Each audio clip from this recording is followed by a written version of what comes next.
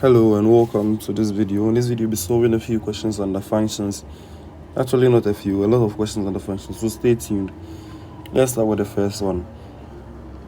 From the question, we are supposed to deduce if f is equal to g. Now, f of x is x plus square root of 2 minus x, and g of x is u plus square root of 2 minus u.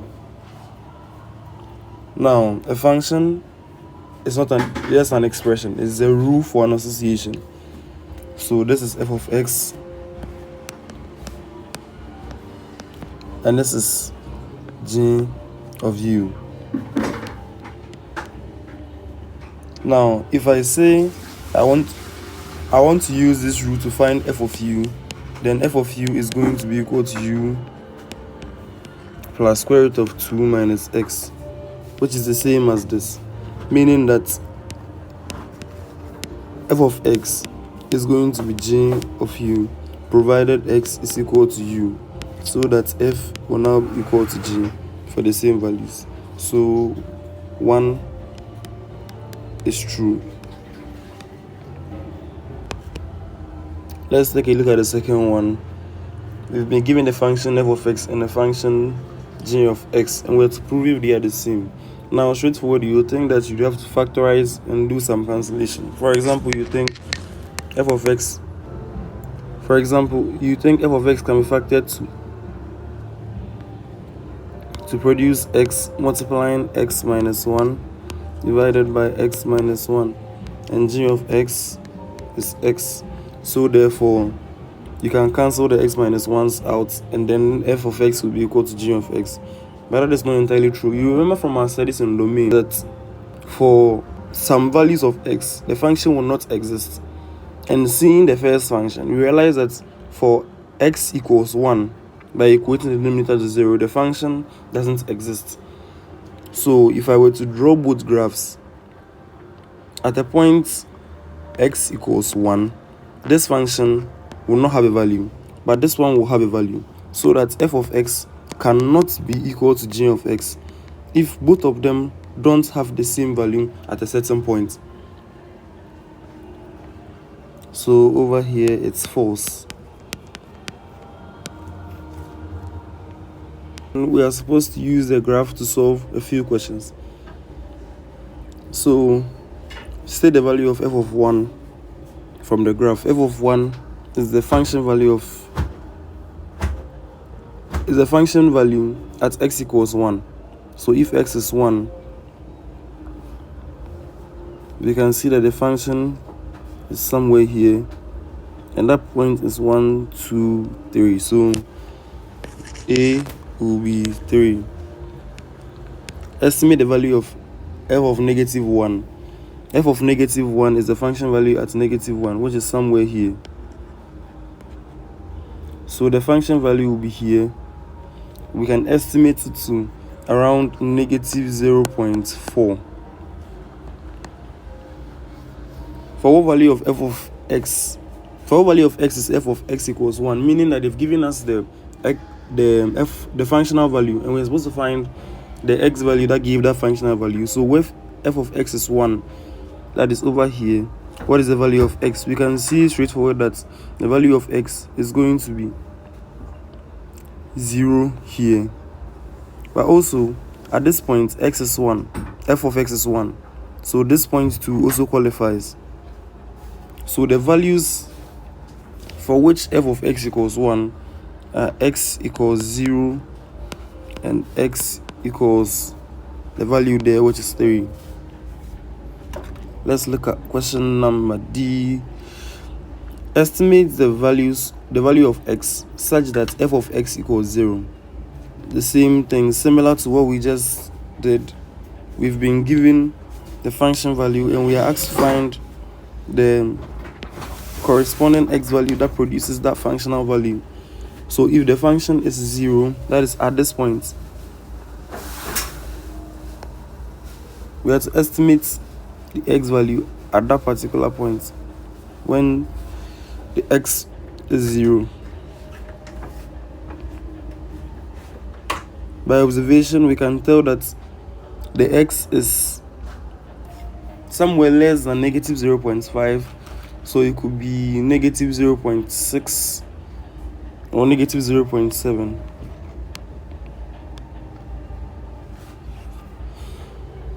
State the domain and range of x. So the domain first. The domain is a list of all x values. So the x value starts from here and end here. So that's from negative 2 all the way to 4. As from negative 2 all the way to 4.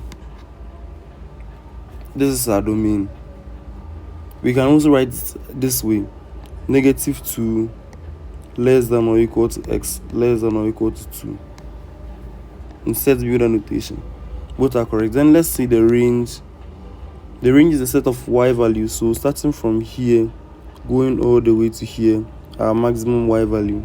And that's from negative 1 to 3. So the range is from negative 1 to 3. Or instead, Bernoulli notation, negative 1 less than or equal to y less than or equal to 3, which is also equally correct. On what interval is f increasing? On what interval is the function increasing? We can see that the function increases from this point all the way here. This point that's increasing from is negative 2, and it stops increasing at x equals 1. So the function increases from negative 2 less than or equal to x less than or equal to 1. This is the point or the interval in which f is increasing. Let's take a look at the next question.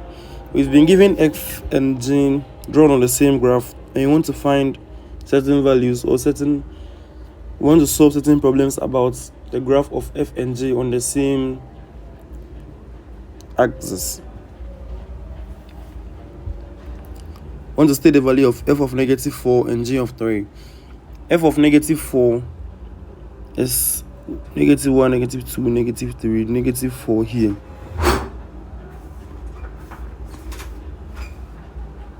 F of negative 4 should exist somewhere here.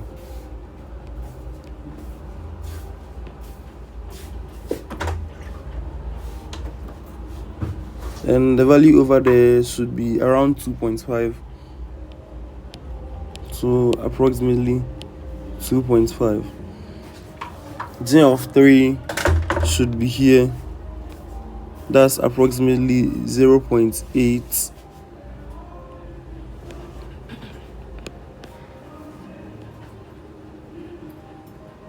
This is for f.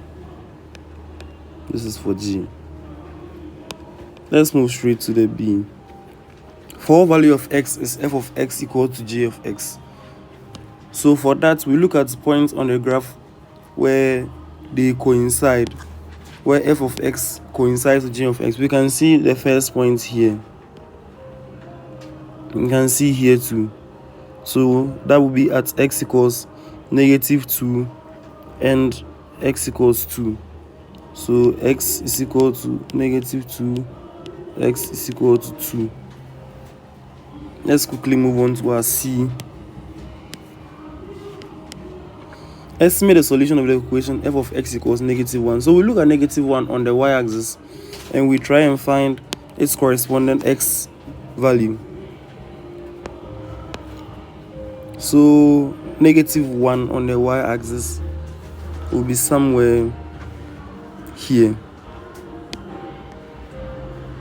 So on the graph, that will be here somewhere. That's going to be mapping onto here.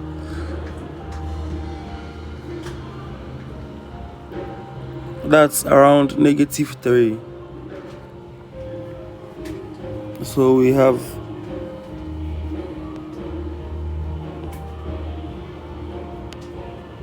x equals negative 3.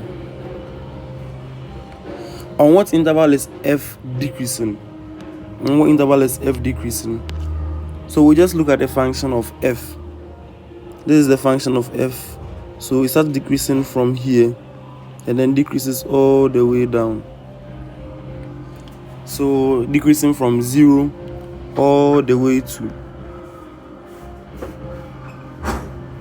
this point, which is 4.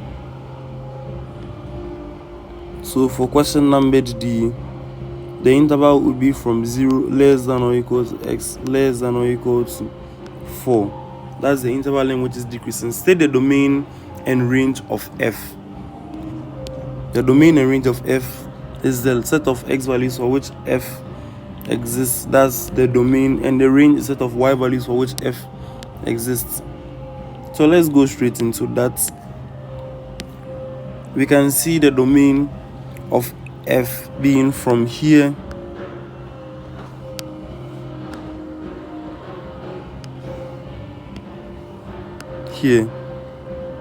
all the way here. X values, that's going to be -1, -2, -3, -4, all the way to here being 4.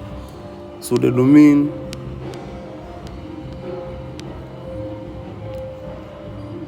is x such that -4 less than or equal to x less than or equal to 4, with no exception.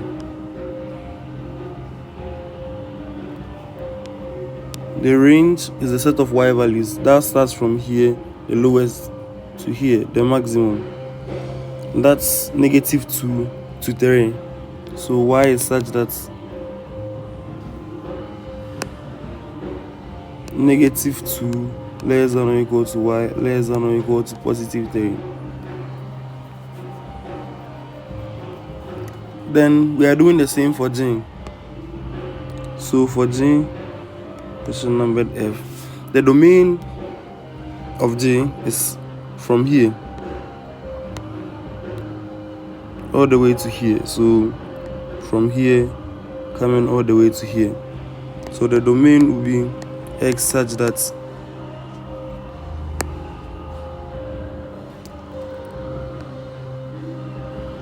-4 less than or equal to x less than or equal to +3. And for the range, we can see that the g of x starts from the minimum value being here, being around here somewhere, to the maximum value here. So the range will be y such that -0.5 less than or equal to y less than or equal to the maximum value there, which is 4. That will be it for this question. Let's move on to the next. In this question, we are supposed to use the information given to draw a rough sketch of the graph described. So the first one is the population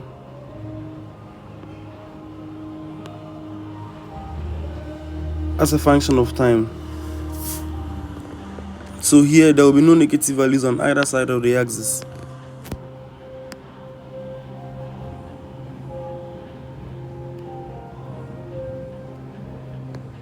Since population cannot be negative and time can't be negative, our graph looks something like this. Population growth is exponential, so it will be something like this. Here being population P, and here being time T. Let's take a look at the second one. That's postage cost as a function of weight. Postage cost, the cost of sending something through the postal services as a function of its weight.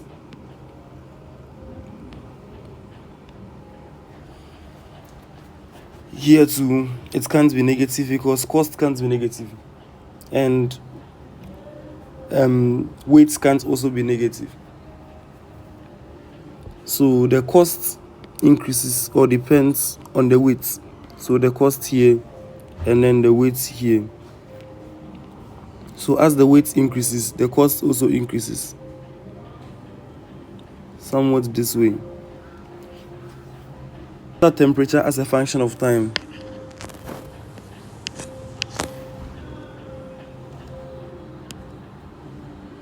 So with time, water temperature rises from 0 all the way to 100 degrees Celsius and it becomes constant. Then that's 100 degrees Celsius seconds. Then we have to give 3 examples of functions from everyday life described verbally.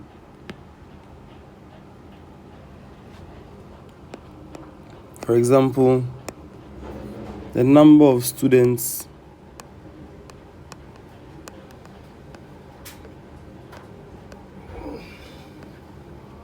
in the hostel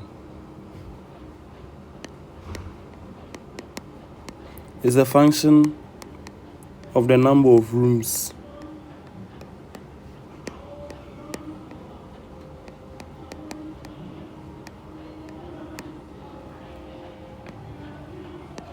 Another example is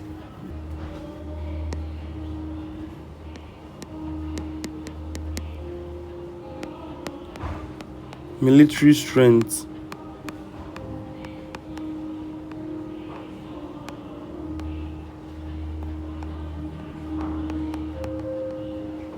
being a function of soldiers.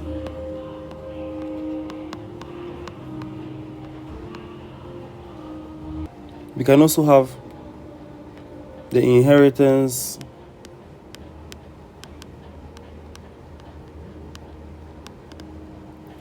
of a child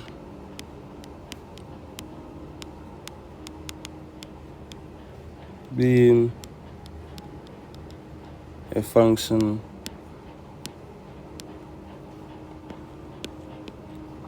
of seniority, meaning an older child will get more inheritance than a younger child. This is also a function.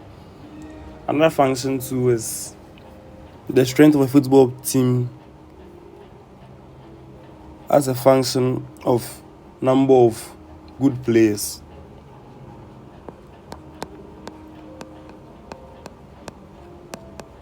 Strength of football team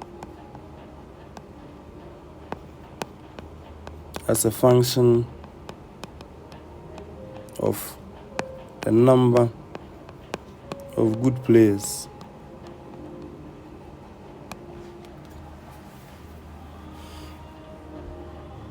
Let's take a look at our next question. We have to determine whether the curve is the graph of a function of x. Now, to find whether a graph is a function, we use the vertical line test. That is, we draw a vertical line through the graph, and if it cuts it at 2 points, it is not a function. For it to be a function, it must cut it at exactly 1 point. Exactly 1 point. Let's do the first one. We can see that it cuts it at 3 different points.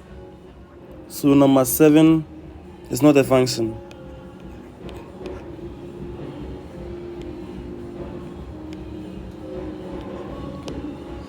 Number 8, a vertical line drawn anywhere cuts it at only 1 point. So it is a function. It's left with us to find the domain of this function. The domain is the set of x values for which a function exists. The domain is from here all the way to here. So the domain is -2 less than or equal to x, less than or equal to x. It's less than or equal to because that the ending part has closed dots or closed circles. It's not an open circle. So yes, the -2 and 2 are included.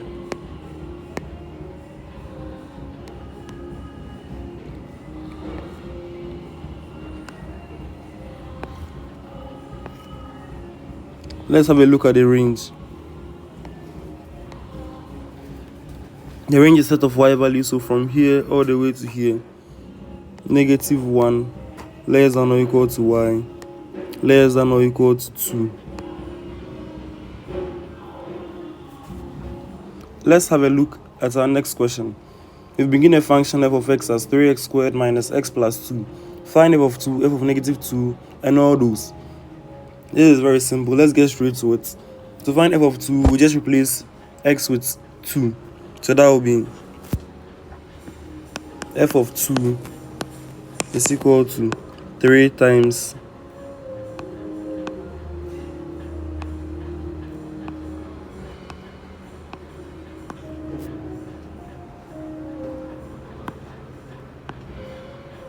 two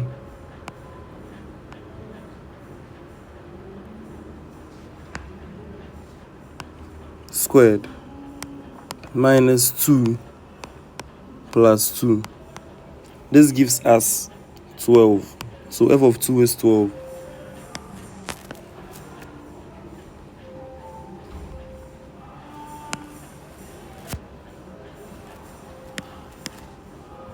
F of -2 is also the same thing. Replace x with -2. So -2 squared minus -2 plus 2. This, instead of giving us 12, since it's negative, gives us 16 instead. -2, -2. -1 times -2 is plus 2, so this is plus 4. This side is 12. 12 plus 4, 16. The next one, f of a. F of a means we are replacing x with a, and that's going to give us 3a squared minus a plus 2. F of -a, we are replacing x with -a, so 3 times -a squared minus -a plus 2. This gives us 3a squared plus a plus 2. The next one is f of a plus 1, meaning wherever we are seeing x, we are putting a plus 1 there. That's going to be 3 multiplying a plus 1 all squared minus a plus 1 plus 2. This gives us 3a squared plus 6a plus 3 minus a minus 1 plus 2. This gives us 3a squared plus 5a plus 4. The next one is 2f of a. 2f of a, we already had f of a, but we're just multiplying it with 2, and that will be 6a squared minus 2a plus 2. The next one is f of 2a. F of 2a means we're just replacing x with 2a, so that will be 3 times 2a squared minus, into brackets, 2a plus 2, so that this gives us, this is 4a squared. 4 times 3, 12a squared minus 2a plus 2. Simple. The next one is f of a, or f of a squared. F of a squared. F of a squared means we are replacing x with a squared. So 3a squared minus a squared plus 2. This gives us 3a to the 4th power minus a squared plus 2. F of a all squared means we are multiplying f of a with f of a. F of a from the previous, from what we solved earlier, is 3a squared minus 3a plus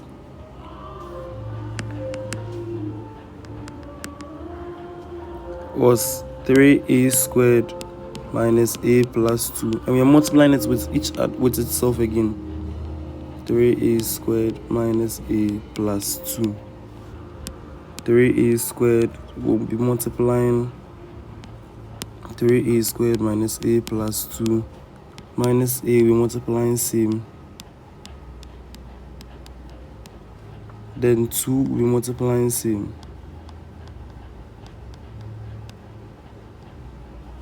This is going to give us 9a to the 4th power minus 3a cubed plus 6a squared. This side gives us minus 3a cubed plus a squared minus 2a. And this side just gives us 6a squared minus 2a plus 4.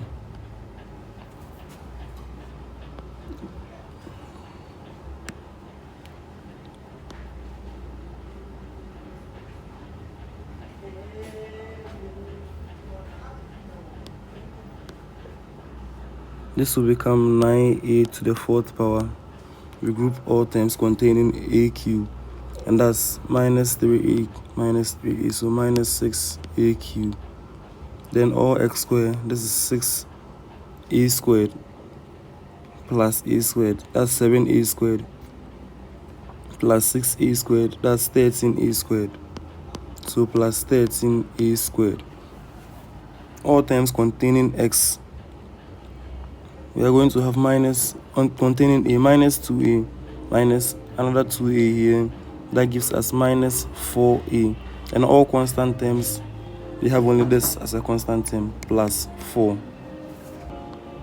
The last question is f of a plus h. f of a plus h is replacing x with a plus h. So 3 multiplying a plus h squared minus a plus h plus 2. This will be 3a squared plus 6ah plus 3h squared minus a minus h plus 2. And that's the answer there. I think I'm done about that.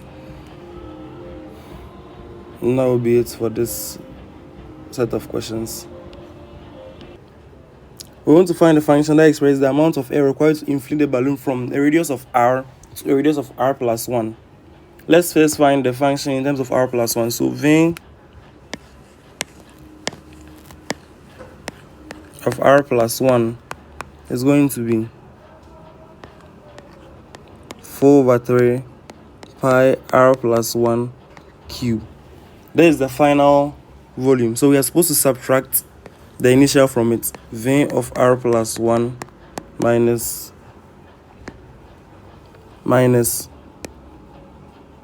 V of r.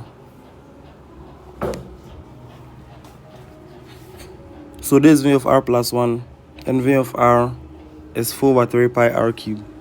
So this is going to give us 4/3 pi r plus 1 cube minus 4/3 pi r cube.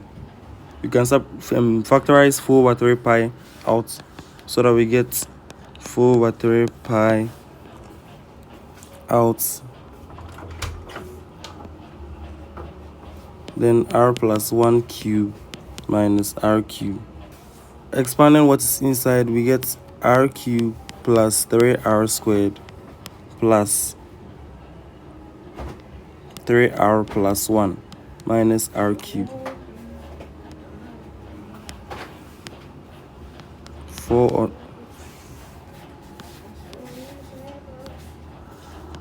4/3 pi being out.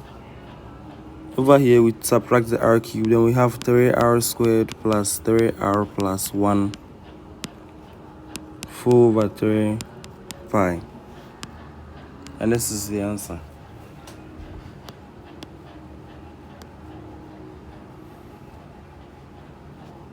So that particular function in terms of r is going to be 4/3 pi multiplying 3r squared plus 3r plus 1. Let's take our next question. To solve this, we've been given f of x, and we're supposed to find f of 3 plus h minus f of 3 all over h. Now, to solve this question, we have to do it in bits. So first of all, find f of 3 plus h, then f of 3, then we just solve it afterwards. F of 3 is going to be 4 plus 3 times 3 minus 3 squared. This gives us 4. F of 3 plus h is 4 plus 3 multiplying 3 plus h minus 3 plus h squared. This gives us 4 plus 9 plus 3h minus 9 minus 6h minus h squared. This 9 will take care of this 9. We are going to have 4, 3h minus 6h is minus 3h minus h squared. Now, to do this, we have to, this is f of 3 plus h, and this is f of 3. So f of 3 plus h minus f of h will be 4 minus 3h minus h squared minus 4 all over h. And that's going to be, this will take care of this, and you're going to have this taking care of this and this, then you get minus 3 minus h. F of a plus h minus f of a all over h is solved in a similar way. F of a will be a cubed. F of a plus h will be a plus h all cubed, which will give you a cubed plus 3a squared h plus 3a h squared plus h cubed. So we are subtracting this from this and dividing the answer by h. So that will be a cubed minus 3a squared plus 3a squared h plus 3a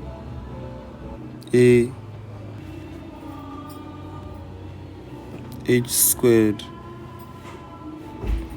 plus h cubed minus f of a, which is a cubed, all over h. This will take care of this. This h will take care of this h, one of these h's, and this one of this. So you get 3a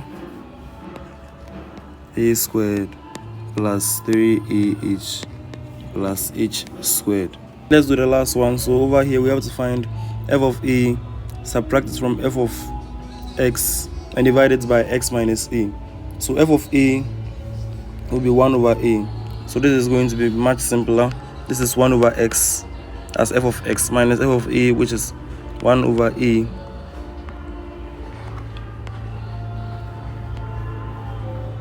all divided by x minus a. The numerator is going to give us a minus x all over ax divided by, which is the same as multiply by 1 over x minus a. We can factorize negative 1 from the numerator, giving us negative 1 x minus a over ax multiplying 1 over x minus a. Straightforward, this takes care of this. Then we are left with negative 1 over ax as our final answer.